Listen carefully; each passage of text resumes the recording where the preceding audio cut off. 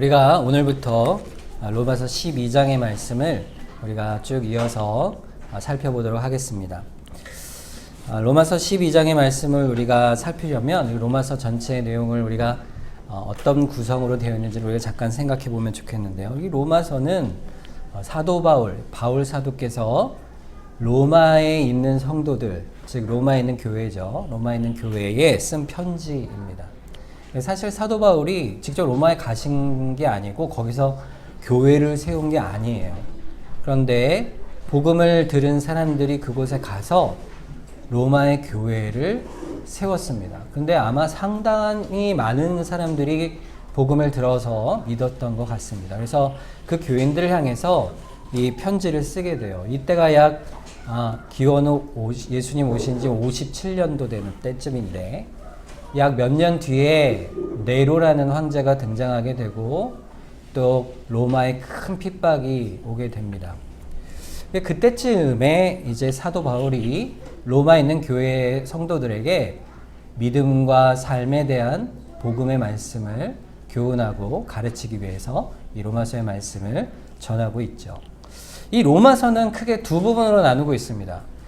앞에 이제 서론이 있고 인사가 있고 끝인사가 있지만 다 포함해서 1장부터 11장까지 이르는 내용이 한 부분을 이루고 또 오늘 본문이 시작되는 12장 1절부터 또 16장까지 이르는 이 부분이 두 번째 부분이 되겠습니다. 이 두 부분이 분명한 주제를 가지고 있어요. 앞에 있는 부분은 뭐냐면 예수님의 복음이 도대체 뭔가 이거에 대한 얘기예요. 그러니까 우리가 신자로서 믿는 바가 뭔가 이렇게 우리가 말하는 내용이 앞에 있는 내용이에요.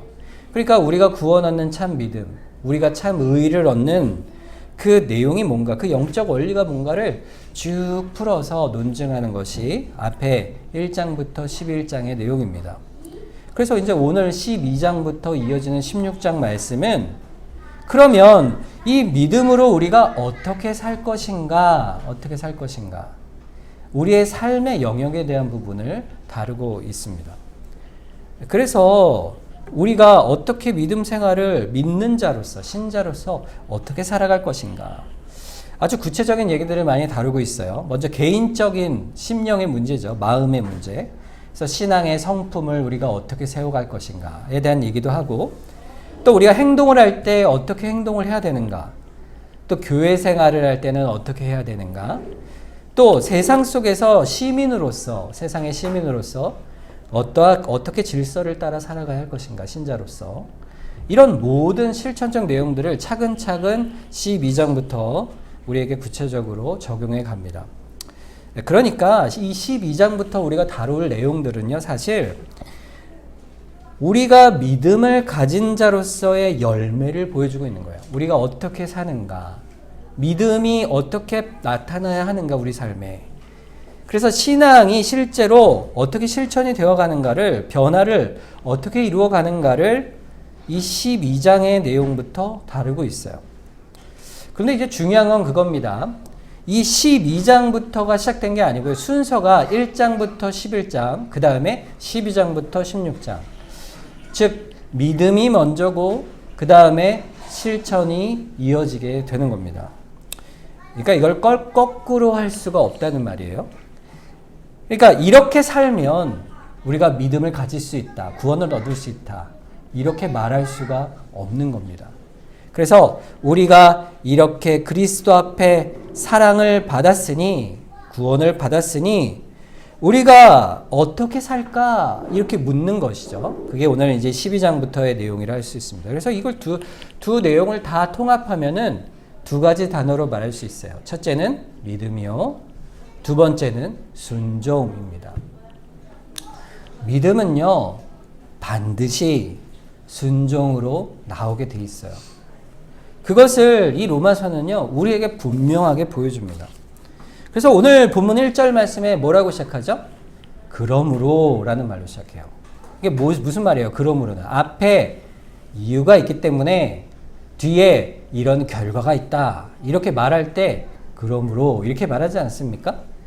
그러니까 우리에게는 하나님에게 받은 긍휼과 자비가 있으니 그 구원이 있으니 우리가 어떻게 살고 이렇게 묻는 겁니다. 그러면서 우리를 향해서 뭐라고 얘기해요? 형제들아 이렇게 부릅니다. 우리가 이제 육체적으로 형제들이 있죠. 근데 교회에서도요 형제라 자매라 이렇게 부릅니다.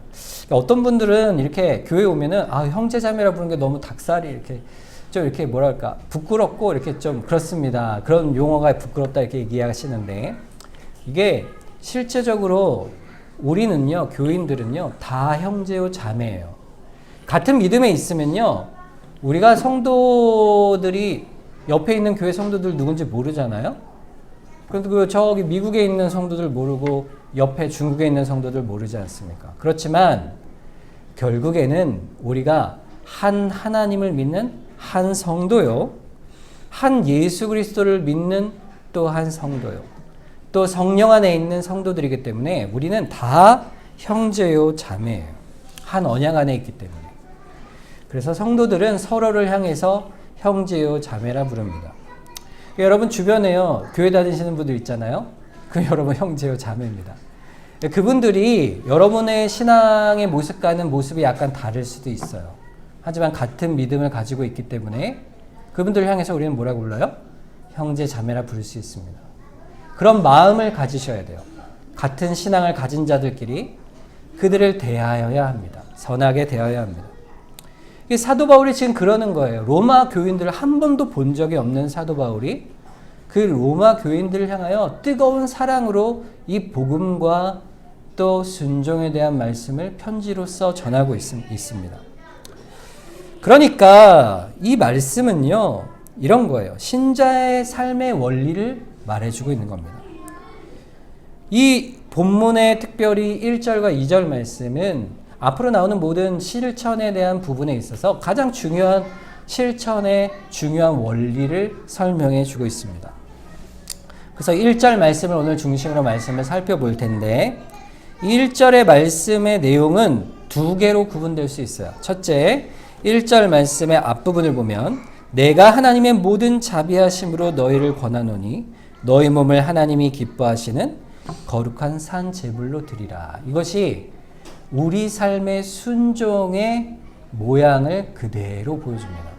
우리가 어떻게 순종합니까? 순종이 도대체 뭡니까? 내가 믿음을 가졌는데 어떻게 살까요? 할 때 그 모습의 가장 근본적이고 원리적인 모습이 뭐라고요? 하나님이 기뻐하시는 거룩한 산 제물로 드리라 이것입니다. 그 두 번째 내용이 뭐냐면은 이 거룩한 산 제물로 드리는 그 성격, 그 모양이 뭐냐 할 때 뒤에 나오는 말이죠. 이는 너희가 드릴 영적 예배니라 이것입니다. 그래서 오늘 먼저 그 내용부터 살펴보겠습니다. 너희 몸을 하나님이 기뻐하시는 거룩한 산 제물로 드리라. 이게 도대체 무슨 뜻일까요? 자, 여러분 몸을 하나님께 제물로 바치라 이렇게 말하고 있어요. 여러분 이걸 두 가지는 분명히 아닙니다. 첫째는 여러분 몸을 번제로 드릴 수 있을까요? 이 제물의 말은요 희생 제물이라는 뜻이에요. 그러니까 오늘 주일학교에서도 아브라함이 이삭을 번제로 드리라 하나님 명령하시잖아요. 지금 명령하는 거예요 우리한테. 그러면 내 몸을 번제로 드리라 그러시니까 자, 내 몸을 하나님께 태워 드릴 수 있을까요? 그 말은 분명 아니겠죠. 그죠? 그 말이 아닙니다. 그러니까 이 몸은 또 두 번째도 아니에요. 뭐냐 하면은 몸과 나의 마음과 영혼을 분리하여 대조하여 몸으로는 행동으로는 하나님께 열심히 섬기지만 마음은 네 마음대로 해라 이런 뜻이 아니라는 거예요. 그러니까 이 몸이라는 말은요 우리를 대표하는 것이에요. 지금 우리 전체를. 우리 몸과 영혼으로 되어 있죠. 그러니까 이런 거예요. 사람이 떡으로만 살 것이 아니라 이 말씀은 뭘 의미하죠? 우리가 떡만 먹습니까? 아니죠. 빵도 먹고 밥도 먹잖아요. 그러니까 이 떡이란 말은 뭘 대표하는 거예요? 우리가 살아가는데 필요한 모든 것을 대표하는 거예요. 우리가 먹는 음식, 입는 옷, 살아가는 주거와 직장, 환경, 나에게 필요한 모든 것들이 다 이 떡이라는 말에 들어있습니다. 그거 마찬가지로 이 몸이란 말은 나의 영혼과 나의 전 인격을 다 포함하는 말이에요. 그런데 그럼에도 불구하고 하나님께서 굳이 영혼을 드리라 이렇게 안 하고 왜 몸을 드리라 이렇게 말하셨을까? 그럼 몸이라는 말에 특별한 방점이 있는 겁니다.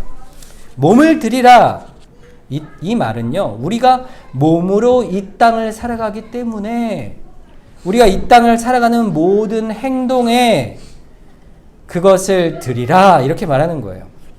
몸으로 생각하고 우리는 몸으로 말을 하며 몸으로 수적으로 움직여 생활하지 않습니까? 그러니까 몸으로 너희 재물을 바치라. 이것은 너희가 이 땅을 살아가는 몸을 움직여 활동하는 인생의 모든 내용, 그것을 하나님이 보실 때 합당한가? 그것을 살피고 하나님이 받으실 만한 내용이 되는가?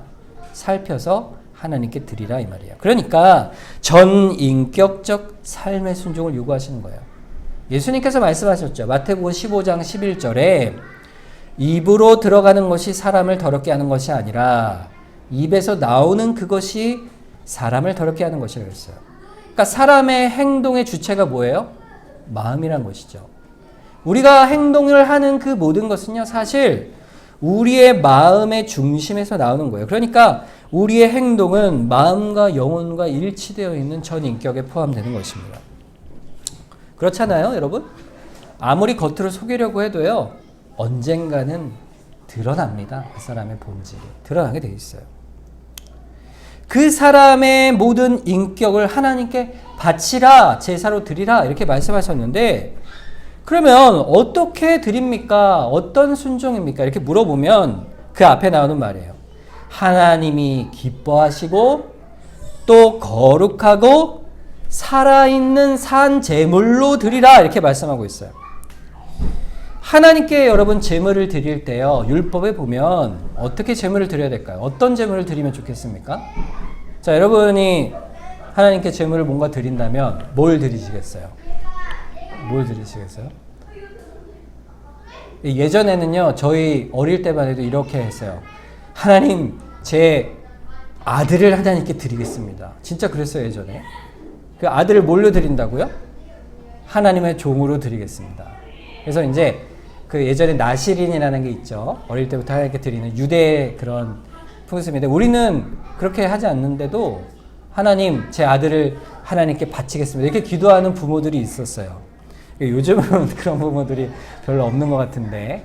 자, 그런데요, 여러분, 자식을 드릴 수 있을까요? 내 마음대로?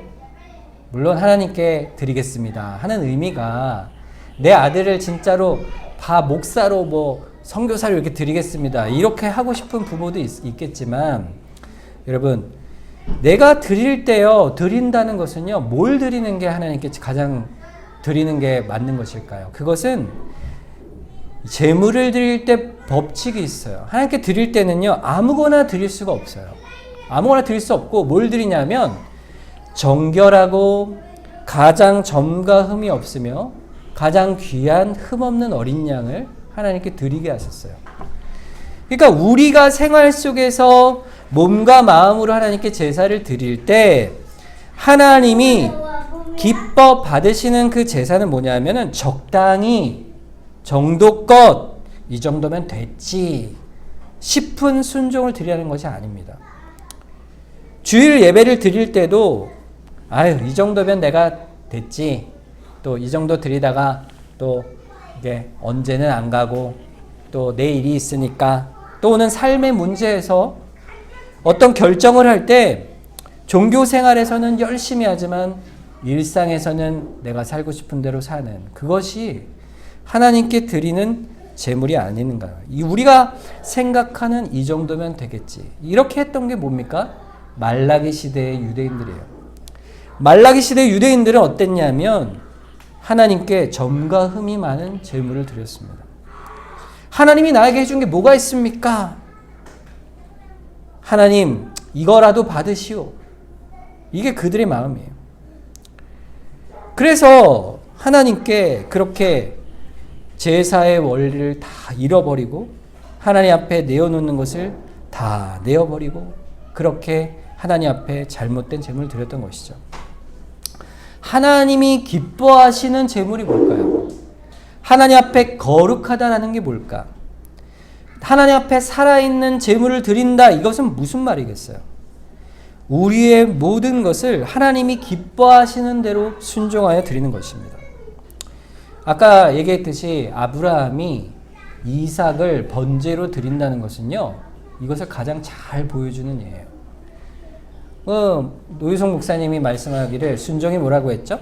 우리 교사분들도 계신데, 내 뜻으로는 그것이 아니다 싶은다 할지라도 하나님이 말씀하신 것에 우리가 어떻게 해요?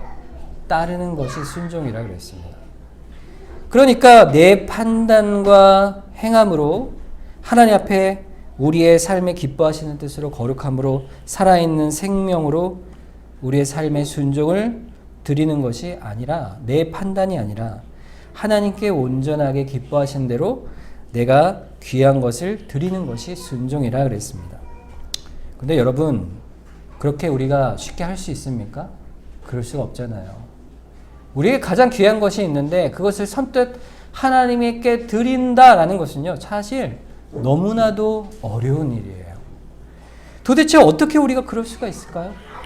어떻게 우리의 것을 하나님께 드릴 수가 있을까? 사실 교회에서 헌금하는 일도요, 쉽지 않은 것이에요.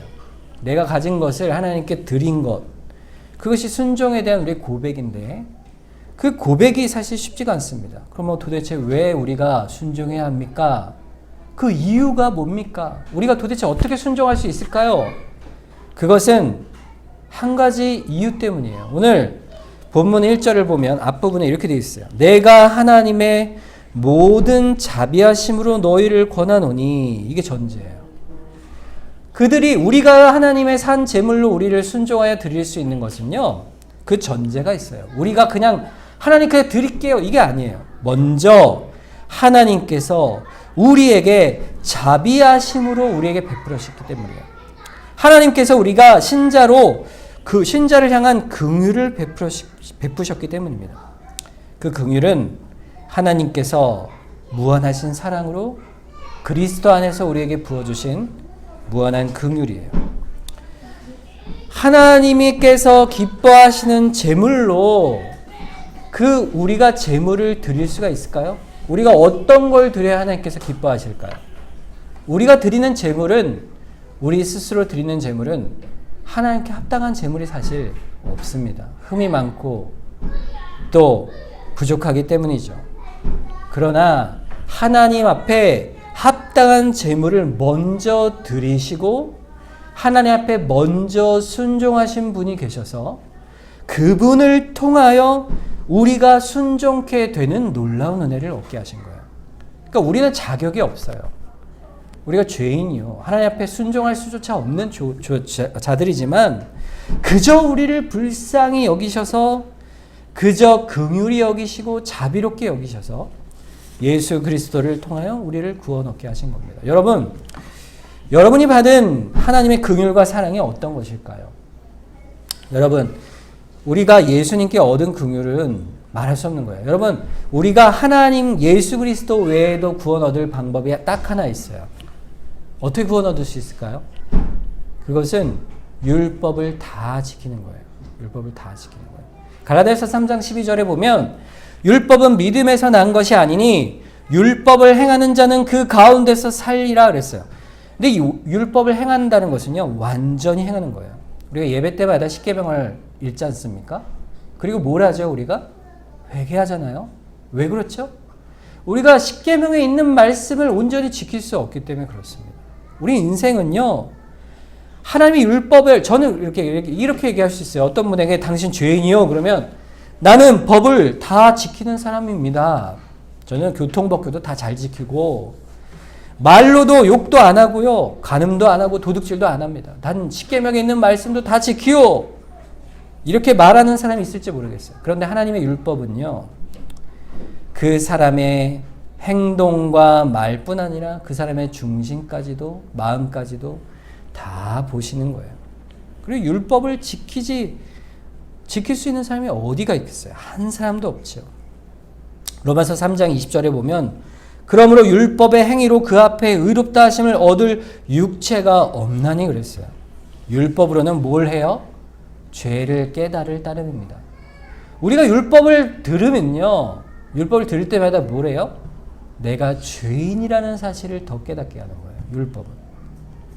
그래서 우리는요, 율법으로는, 하나님이 주신 율법으로는 도무지 구원을 얻을 수가 없습니다. 그런데 하나님께서 그렇게 죽을 수밖에 없는 우리를 불쌍히 여기세요. 그게 긍휼이에요. 불쌍히 여기시는 거예요. 불쌍히 여기셔서 우리를 구원하는 새로운 길을 열어주셨으니, 그게 로마서 3장 21절과 22절 말씀입니다. 이제는 율법 외에 하나님의 한 의가 나타났으니 율법과 선지자들에게 증거를 받은 것이라. 곧 예수 그리스도를 믿음으로 말미암아 모든 믿는 자에게 미치는 하나님의 의인이 차별이 없는 일을 했어요. 율법 외에 하나님께서 우리에게 주신 의가 뭡니까? 예수 그리스도예요. 그분을 믿는 거예요. 왜냐하면 그분이 우리에게 오셔서, 이 땅에 오셔서 우리가 하지 못하는 순종을 대신하셨기 때문에 그래요. 여러분, 예수님의 구원이 뭡니까? 물으면요, 예수님이 순종하신 거예요. 순종. 뭘 순종하셨어요? 두 가지 순종을 하셨습니다. 첫째는 우리 예전에 얘기했었는데 수동적 순종이 있고 능동적 순종이 있어요. 예수님이 구원하실 때, 우리를 구원하실 때 우리가 순종하지 못하는 순종을 대신하신 순종이 두 가지가 있는데, 이거 합치면 하나지만 결국 이 두 가지예요. 수동적 순종이라는 건 뭐냐면은 예수님이, 하나님께서 우리를 택하여, 만세전에 택하여 여기 있는 한 사람 한 사람을 구원하기 위하여 예수님을 고난과 십자가로 대신 죽으시게 하는 것이에요. 그것을 예수님이 순종하신 거예요. 그러니까 아버지께서 행하시는 그 구원의 뜻을 받아 그대로 제가 순종하겠습니다 하여 죽으신 그 일이 순종이에요. 그것이 수동적 순종. 이 수동적 순종 때문에 우리는 예수님의 죽으심으로 우리의 죄가 사함받는 은혜를 얻습니다. 두 번째 무슨 순종이 있냐면, 예수님이 이 땅에 오셔서 사람으로 사실 때에 율법을 지킬 필요가 없으신 분이에요. 예수님. 왜냐하면 죄가 없으시잖아요. 죄가 있는 사람은 어때요? 율법을 지키려고 애를 써도 지킬 수 없지만, 예수님은요, 그분 자체가 거룩하신 예수 그리스도께서는 성자 하나님이시기 때문에 이 땅에 오셨을 때 율법을 지키실 필요가 없으세요. 그런데도 불구하고 죄가 없으신 그분께서 이 땅에 계시는 동안 율법의 일들을 완전히 지키셨어요. 순종하셨어요. 왜 그러셨을까요? 왜 예수님께서 그 땅에서 순종하실 필요가 없음에도 본인이 능동적으로 순종하셨을까? 여기는 아주 엄청난 의미가 있습니다. 예수님의 순종은요, 그 모든 순종의 자리에 우리를 함께 하게 하시는 거예요. 예수님이 순종하신 그 순종 하나하나가 바로 내가 순종한 것으로 하게 하신단 말이에요. 즉, 예수님이 고난받아 십자가에 죽으시는 그 자리에 우리가 죽은 것처럼, 예수님이 부활하여 살아나실 때 우리가 예수님과 합하여 부활하여 살아난 것처럼, 예수님이 순종하여 이 땅에서 행하신 모든 그 순종이 전부 내 것이 되게 하시는 놀라운 은혜를 베풀어 주신 겁니다. 자, 그래서 예수님께서 우리에게 행하신 그 순종은 다 누구를 위한 거예요? 바로 나를 위해서 행하신 순종인 것입니다. 로마서 5장 19절에 보면 이렇게 말하고 있어요. 한 사람이 순종하지 아니함으로 많은 사람이 죄인 된 것 같이. 누구의 순종이죠? 불순종이죠? 아담과 하와의 불순종이죠. 아담의 불순종으로 인해 죄인이 되었는데, 한 사람이 순종하심으로 많은 사람이 의인이 되리라 그랬어요. 그리스도의 순종하심이 우리를 구원하여 내신 겁니다. 그를 믿는 거예요. 그게 우리가 로마서 1장에서 11장에서 말하는 그 믿음의 내용이에요. 그분을 믿으면 우리는 어떻게 됩니까? 의로워지는 거예요. 오직 믿음으로 의롭게 되는 그 믿음의 복을 얻게 되는 겁니다. 이 믿음의 복을, 믿음을 갖는 사람에게는요, 놀라운 은혜가 입혀져요. 갈라디아 3장 27절에 보면 누구든지 그리스도와 합하기 위하여 세례를 받는 자는 그리스도로 옷 입는이라 그랬어요.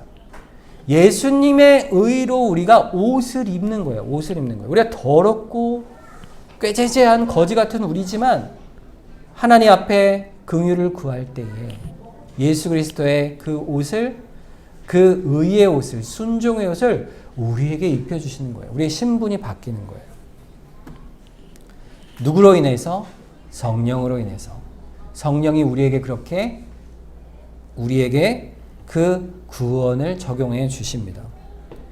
그 나에게 구원을 적용해 주실 때 우리 한 사람 한 사람을요, 각자 세상 속에 살다가 예수를 믿는 자를 불러내 주시는 거예요. 부모를 통해서도, 아니면 내가 아는 지인을 통해서도, 아니면 내가 구원에 대한 갈망이 있어서, 아니면 어떤 상황 속에서든 하여튼 하나님께서 불러내실 때 성령께서 우리의 심령을 불러내 주시죠.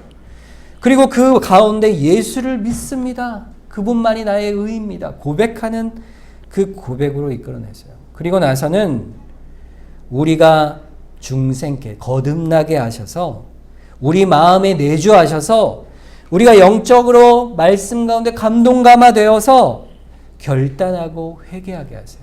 그리고 그리스도 안에서 살아가도록 우리를 변화시켜 가십니다. 그래서 로마서 8장 1절과 2절 말씀처럼 그러므로 이제는 그리스도 예수 안에 있는 자에게는 결코 정죄함이 없나니 이는 그리스도 예수 안에 있는 생명의 성령의 법이 죄와 사망의 법에서 너를 해방하였다는 겁니다. 성령께서 우리를 바꾸어 가시는 거예요. 이것이 구원의 모양입니다. 이 새롭게 되는 것, 여러분이 성령으로 인해서 새롭게 된다는 것을 어떻게 알 수 있을까요? 어떻게 알 수 있을까요? 삶이 변화돼야 아는 거예요. 삶이 변화돼요. 구체적으로 그것을 성령께서 우리를 거듭나게 한다는 것은요, 무슨 능력이 우리에게 생기는 거예요? 어떤 능력이요? 순종의 능력이 생기는 거예요. 예수님께서 우리를 위하여 순종하셨잖아요. 그 순종을 우리에게 입혀주세요. 누가요? 성령께서. 그러면 성령께서 우리에게 그리스도 안에 말씀을 순종하여 나아가도록, 말씀을 대적하던 자에서 순종하는 자로 바꾸어 가십니다. 그럼 구체적으로 어떻게 바뀝니까? 할 때 그것이 2절 말씀이에요. 오늘 본문 2절을 볼까요? 너희는 이 세대를 본받지 말고 오직 마음을 새롭게 함으로 변화를 받아 하나님의 선하시고 기뻐하시고 온전한 뜻이 무엇인지 분별하도록 하라 그랬어요. 너무 쉽죠? 첫째는요, 이 세대를 본받지 않는 거예요. 세상을 닮지 말고 세상 사람들이 옳다 하는 대로 무조건 따라서 살지 말고 하나님의 뜻이 무엇인가를 분별하는 거예요. 오직 마음을 새롭게 함을 변화받아 성령 안에 거듭나서 옛사람을 버리고 새 사람으로 나아가는, 그래서 순종으로 나아가게 하는 거예요. 왜냐하면 로마서 6장 11절에 보면 이와 같이 너희도 너희 자신을 죄에 대하여는 죽은 자요 그리스도 예수 안에서 하나님께 대하여는 살아있는 자로 여길지니라. 우리가 어떤 자가 됐다고요? 그리스도 안에서 죽은 자에서 살아있는 자로 된 것이에요. 그래서 우리는 뭐 어떤 자예요? 산 제물이 되는 거예요. 산 제물. 우리는 그리스도 안에서 살아있는 제물이 된 거예요. 이것이 우리에게 원하시는 하나님의 이 땅을 살아가는 자의 모습입니다. 내용이에요. 그리스도를 아는 자로, 믿는 자로, 그의 순종을 덧입어 하나님이 기뻐하시고 거룩한 산 제물로 이 땅을 살아가는 사람이 되라는 거예요. 그 내용은 이제 차차 살펴보겠지만, 그러면 그 산 제물이라는 것이 도대체 어떤 성격을 가집니까? 할 때 오늘 1절 말씀의 뒷부분에 나오죠. 이는 너희가 드릴 뭐예요? 영적 예배니라 그랬어요. 영적 예배니라. 우리가 하나님께 예배를 드릴 때 영적 예배라 그랬어요. 영적. 여러분 영적이다. 그러면 어떤 의미가 떠오르십니까? 아, 우리 저분은 참 영적이야. 신령해. 이렇게 말하면 어떤 느낌이 드세요? 뭔가 이렇게 굉장히 특별할 것 같고, 또 막 어떤 특별한 이렇게 막 뜨거운 뭔가의 감정이 있는 것 같고 이런 느낌이 들잖아요. 우리가 영적이다 이렇게 예배를 드릴 때도 영적으로 예배 드린다. 그럼 뭔가 이렇게 좀 더 막 이렇게 뜨거운 마음으로 예배 드린다 이렇게 생각이 듭니다만 이 영적이란 말은요 사실 의역이에요. 원래 단어의 뜻은 우리가 생각하는 것과 반대예요. 뭐냐면 이치에 맞는 합당한 이성적이고 논리적인 이런 뜻이에요. 여러분 예배를 드릴 때 어떤 예배를 드리는 게 진정으로 하나님께 드리는 예배일까요? 그것은요 막 감정으로 하나님께 드리는 뜨거움으로 드리는 예배 그것만으로 말하는 예배가 아니에요. 그 감정의 뜨거움이 어디서 나와야 되냐면 논리적이고 이성적이고 합리적인 것에서 나오는 거예요. 그러니까 지금 너희가 드릴 영적 예배라는 것은 너희가 드릴 이치에 맞는 합당한 예배니라 이렇게 드리는 거예요. 예배를 드릴 때 우리가 어떻게 드립니까? 할 때는 어떤 예배가 합당한 예배일까? 이걸 얘기하는 거예요.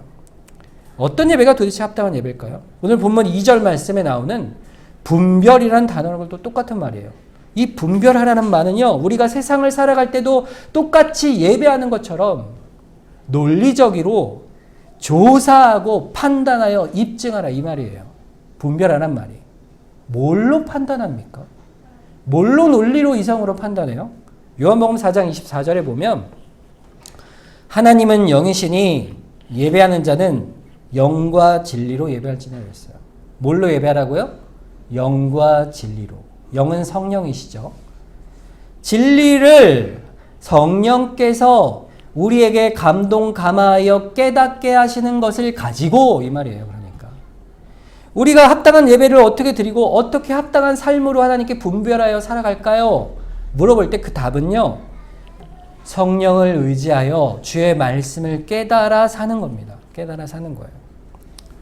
예배할 때요. 여러분 오늘 은혜 많이 받았어. 감정에 막 북차올라서 그 감정에 의지하는 게 아니에요. 예배는요. 말씀을 분별하는 거예요. 분별하고 그것을 깨달아 그것을 내 삶에 비추는 거예요. 그것이 내가 드리는 예배예요. 진리의 말씀 앞에 성령의 도우심을 의지하여 내 삶을 어떻게 살 것인가. 그러니까 신자의 삶은요. 계속되는 진리를 분별하고 합당한 예배로 나아가는데 애쓰는 겁니다. 그래서 하나님 도와주세요. 우리가 기도할 때 어떤 기도를 해야 되겠습니까? 우리가 하나님께 합당한 삶으로 하나님을 드릴 수 있게 말씀을 깨달아 살게 하여 주시옵소서. 이렇게 기도해야 되는 거예요. 여러분, 우리에게 하나님께서 너희가 산 제물로 드리라 이렇게 말씀하실 때 이 제물은요. 우리가 뭔가를 행하여 그 값으로 속죄 제물로 값을 들여서 우리가 하나님께 구원을 얻겠다는 뜻이 절대 아닙니다. 이미 누가 속죄 제물을 드렸어요? 누가 순종을 완성하셨어요? 예수 그리스도 안에서 다 해결이 된 거예요. 그래서 우리가 하나님께 드리는 이 순종의 제사는요. 결국 무슨 제사냐면 그 제사의 성질은요. 합당한 제사의 성질은요. 뭘로 표현할 수 있냐면 바로 감사라고 할 수가 있어요. 감사. 우리가 순종한다는 것은요. 어디서 비롯돼야 합니까? 예수 그리스도를 믿는 자는요. 그 순종하신 그리스도의 은혜에 감사하는 자예요. 기뻐하며 하나님께 감사하는 거예요. 여러분 사도 바울이요. 감옥에 갇혀 있을 때 빌립보서 4장 18절에 보면은 이렇게 돼 있어요. 성도들이 에바브로디도라는 사람을 통해서 이 감옥에 갇혀 있는 사도 바울에게 물품을 보내서 주는 거예요. 쓸 물품을 보내주는데 사도 바울이 이것을 받으면서 너무 기뻐하는 거예요. 그래서 이렇게 말해요. 내게는 모든 것이 있고 또 풍부한지라 에바브로디도 편에 너희가 준 것을 받음으로 내가 풍족하니 이는 받으실 만한 향기로운 제물이요 하나님을 기쁘시게 한 것이라 그랬어요. 사도 바울이요 오히려 기뻐합니다. 감옥에 갇혀 있는데 그러면서요 거기 받은 물품이 뭐가 있겠어요? 얼마나 많겠어요? 그러나 내가 모든 것이 있고 풍부하다 이렇게 말합니다. 그러면서 그들이 보내온 그 사랑과 그 베푼 것들을 통해서 뭐라고 얘기하냐면 이것이 하나님의 기쁘게 받으실 향기로운 제물이라 이렇게 말해요. 그러니까 무슨 말이냐면 이거예요. 너희가 지금 나에게 보낸 이것이 뭐예요? 너희가 받은 긍휼에 감사하여 나에게도 너희가 베푼 사랑이니 그 사랑으로 나는 기쁘다. 나는 감사하다. 이 말이에요. 하나님께 순종한다는 것은요. 결국 우리가 받은 그 은혜에 감사하여 우리 또한 그 긍휼을 베푸는 자로 드러나는 거예요. 여러분, 우리가 받은 예수 그리스도의 사랑을요. 닮아가는 거예요. 그리스도께서 우리에게 베푸셨잖아요. 그럼 우리도 어떻게 합니까? 영적 향기로운 제물로 하나님께 드린 것과 똑같이 이웃에게 베푸는 거예요.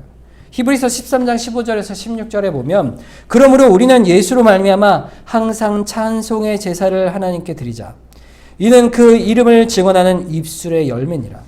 오직 선을 행함과 서로 나누어 주기를 잊지 말라. 하나님이 이 같은 제사를 기뻐하신다 그랬어요. 우리 찬송의 제사, 감사의 제사죠. 하나님께 찬송할 때 그것의 제사의 모양이 뭐예요? 하나님이 이 같은 제사를 기뻐한다는 그 제사가 뭐예요? 선을 행하고 나누어 주는 것입니다. 이게 구체적인 행위죠. 하나님이 기뻐하시는 거룩한 산 제사는요. 결국에는요. 감사해서 오는 거예요. 감사해서. 내가 받은 은혜를 감사하기 때문에. 그 긍휼이 너무 크시기 때문에 제가 그 은혜 감사하니 제가 어찌 살까요? 하면 감사에 대한 표현이 베품으로 사랑으로 나타나게 되는 거예요. 이것을 너무 잘 정리한 것이 하이델베르그 요리문답 86문이에요. 86문 질문을 제가 읽을 테니까 우리 답을 한번 같이 읽으면 좋겠습니다. 제가 질문을 읽겠습니다. 우리의 공로가 조금도 없이 그리스도로 말미암아 오직 은혜로 우리의 죄와 비참함으로부터 구원을 받았는데 우리는 왜 또 선행을 해야 합니까? 그리스도께서 그의 보혈로 우리를 구속하셨을 뿐 아니라 그의 성령으로 우리를 새롭게 하여 그의 형상을 닮게 하셨기 때문입니다. 이것은 우리가 모든 삶으로서 하나님의 은덕에 감사하고 하나님께서 우리를 통해 찬양 받으시기 위함이며 또한 우리 각 사람이 그 열매로서 자신의 믿음의 확신을 얻고 경건한 삶으로서 다른 사람을 그리스도에게 인도하기를 위함입니다. 그랬어요. 여기 네 가지 내용이 나오죠. 우리가 왜 이 땅에서 선을 행해야 합니까? 우리가 왜 열매를 맺는 삶을 살아야 합니까? 하면요. 그리스도께서 우리를 구원하시고 성령께서 우리를 새롭게 하셨기 때문인데 그 새롭게 하시면 뭐예요? 그리스도를 닮게 하는 거예요. 그리스도를 닮으면 어떻게 되냐면요. 네 가지 현상이 나타납니다. 첫째는 하나님이 나의 삶에 베푼 모든 것, 심지어 그것이 고난일지라도 감사하게 되는 거예요. 첫째는. 감사하면 어떻게 됩니까? 당연한 반응이 나타나죠. 하나님을 찬양하게 돼요. 찬양하게 돼요. 거기서 그치는 게 아니고요. 그 찬양 속에서 우리에게 어떤 유익이 있냐면 우리의 믿음에 연약했던 믿음이요. 단단해지는 거예요. 그래서 믿음의 확신을 얻게 되는 거예요. 그것이 내 삶의 상황이 어떠하든지. 그래서 우리의 삶의 그 믿음의 단단함이 주변 이들에게 복음의 증거가 되는 거예요. 그래서 주변 사람들이 그 믿음을 따라 복음으로 인도함을 받게 되는 겁니다. 결국에 거룩한 산 제물의 모습, 우리 인생의 모습은요. 결국에는 성령께서 우리를 이렇게 변화시켜가는 은혜로 반드시 나타납니다. 반드시 나타나요. 여러분이 신자가 되면요. 반드시 이 방향으로 가게 돼 있어요. 정도가 다를지라도. 그런데요. 하지만 보세요. 우리가 항상 거룩합니까? 교회 나와서 예배 드릴 땐 거룩해 보이지만 우린 불완전해서 세상에 나가면 많은 죄와 시험에 빠지기도 하고 또 심지어는 은혜 상태에서 완전히 떨어져 나가서 시험이 들어 교회를 떠날 때도 있고 그렇지 않습니까? 우리가 어찌 우리가 하나님이 붙들고 계시다고 말합니까? 이렇게 말할 수 있죠. 그런데 우리는 그럼에도 불구하고 우리는 거룩해져 가는 사람이에요. 왜냐하면 하나님께서 우리에게 주신 사랑은요, 변하지 않기 때문에 그렇습니다. 하나님의 긍휼의 은혜는요, 끝까지 참으시는 은혜예요. 결코 그 사랑을요, 인내하심에 우리처럼 참지 못하는 인내가 없으세요. 끝까지 참으세요. 우리가 결코 그리스도와 분리되지 않도록 성령 하나님께서 중생하여 우리를 새롭게 하시는 애 끝까지 이르도록 결코 변하지 않으시는 하나님이세요. 왜냐하면 그 모든 것이 우리에게서 나오는 것이 아니기 때문에 그래요. 누구에게서 나와요? 우리 바깥에서 나와요. 하나님에게서 나오는 거예요. 그러면 우리는 가만히 있어야겠습니까? 아닙니다. 우리는 그리스도 앞에서 선한 양심을 따라 애를 써야 돼요. 애를 써야 됩니다. 진실하게 믿어야 돼요. 분별해야 해요. 그래서 신앙은요, 능동적인 신앙이 되어야 돼요. 여러분, 신앙생활할 때 어떤 분들은요, 수동적인 신앙에 머물려고 애써요. 그냥 예배만 좀 갔다 오면 되지. 그냥 뭐 기회가 있으면 뭐 선한 일도 하고. 이렇게 생각하지만 성경은 그렇게 가르치지 않습니다. 우리가 애쓰라, 분별하라, 살아가라 불러내고 있어요. 왜냐하면 하나님의 은혜가 우리에게 영혼을 흔들어서 우리 신앙 양심 안에서 가슴이 다시 벌떡벌떡 뛰도록 만들어주시는 거예요. 말씀 안에서. 자신의 모든 삶에 대해 생각과 말과 행동에 대해 분별하고 돌이켜서 자신 안이 변화되어 가도록 이루어지게 하시는 거예요. 성령 안에서 눈물을 흘리게 하시고 회개하게 하세요. 그렇게 나아오도록 애쓰게 하시는 거예요. 하나님을 붙드는 거예요. 하나님 도와주시옵소서. 나를 붙들어 주시옵소서. 우리는요, 탕자의 비유에 나오는요, 탕자와 같은 사람이에요. 큰아들이 있죠. 큰아들은 어땠습니까? 큰아들은요, 순종을 율법적으로 하는 사람이에요. 율법적으로 순종하는 사람들은요, 어때요? 자기의 순종에 감사가 없습니다. 대가만 바래요. 그러나 탕자는 반대예요. 왜냐하면 큰 죄인이기 때문에. 그럼에도 아버지는 한없는 은혜로 그 아들을 여전히 사랑하시기 때문에 그 아들은 아버지의 사랑 앞에 감동 감화 받는 거예요. 그래서 순종하는 거예요. 우리의 순종은 그런 순종입니다. 여러분, 그 사랑을 말씀으로 깨달아가는 거예요. 성령께서 여러분을 변화시켜 가는 거예요. 여러분 기억할 것은요, 고린도전서 6장 19, 20절에 너희 몸은 너희가 하나님께로부터 받은 바 너희 가운데 계신 성령의 전인 줄을 알지 못하느냐. 너희는 너희 자신의 것이 아니라 값으로 산 것이 되었으니 그런즉 너희 몸으로 하나님께 영광을 돌리라. 우리는 누구라고요? 성령의 전입니다. 성령이 계세요. 우리는 우리 것이 아니에요. 우리가 우리 것처럼 살지만 성령께서 값으로, 그리스도의 값으로 우리를 사셔서 하나님께 영광 돌리는 우리의 삶으로 바꾸어 가시는 거예요. 결국에는. 빌립보서 1장 20절과 21절에 나의 간절한 기대와 소망을 따라 아무 일에든지 부끄러워하지 아니하고 지금도 전과 같이 온전히 담대하여 살든지 죽든지 내 몸에서 그리스도가 존귀하게 되려 하려 하니 이는 내게 사는 것이 그리스도니 죽는 것도 유익합니다. 우리의 모든 일상에, 우리 살아가는 일상에 사는 것이 누구라고요? 그리스도시다. 우리는요, 그리스도가 우리의 삶을 주관하고 계신다는 거예요. 그 가치로 사는 사람이에요. 성령이 우리 안에 계셔서 우리가 성령의 전이라는 것을 가치로 사는 사람이에요. 삶의 관점이 거기에 있는 겁니다. 여러분, 우리가 거룩한 산 제물로, 하나님께 기뻐하시는 제물로 살아간다는 것은요, 우리의 삶 전체가 그리스도 안에 있고 성령 안에 있다는 거예요. 그곳에 합당한 예배로 사는 거예요. 그 삶이 우리의 삶의 기준이 되는 거예요. 이 원리가 우리가 살아가는 모든 판단과 삶의 모습의 기준이 되는 것이죠. 오늘 말씀을 통해서 우리가 기억할 것은 우리가 누구인가예요. 누구인가. 우리가 어떤 자인가. 그리스도 안에 어떤 은혜를 입은 자인가. 그러니 어찌 살 것인가. 어찌 합당한 예배를 드리고 어찌 산 제물로 살 것인가? 그것입니다. 이것을 기억하시고 우리가 앞으로 또 듣는 말씀을 통해 우리 삶을 합당한 예배로 산 제물로 드리는 우리 모두가 되기를 주님의 이름으로 축원합니다. 이 시간 합심해서 한번 기도하겠습니다.